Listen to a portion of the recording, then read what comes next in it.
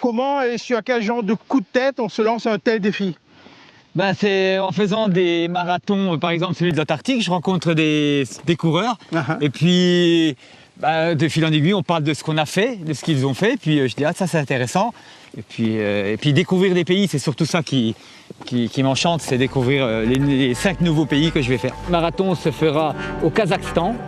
Le deuxième... Du Kazakhstan au Turkménistan, en passant par le Kirghizistan, le Tadjikistan et l'Ouzbékistan. 5 pays de l'Asie centrale, au climat moins hostile et difficile qu'en Sibérie ou en Antarctique. Ces 5 semi-marathons en 5 jours, il les enchaînera en temps presque idéal, mais en terrain bien inconnu.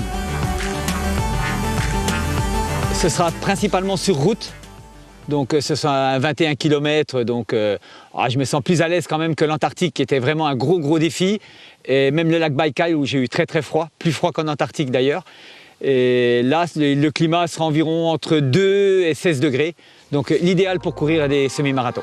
Mais le défi sera de les enchaîner efficacement. Alain le Globetrotter s'est entraîné en conséquence, c'est-à-dire en avalant les kilomètres, sur route, en montagne, sur vélo, en natation et beaucoup de renforcement musculaire pour se maintenir en forme à presque 60 ans.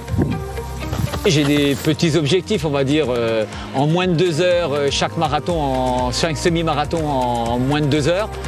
C'est vrai qu'au 5e, ce sera peut-être un peu dur dans les jambes, mais bon, moins de 2 heures, c'est largement faisable.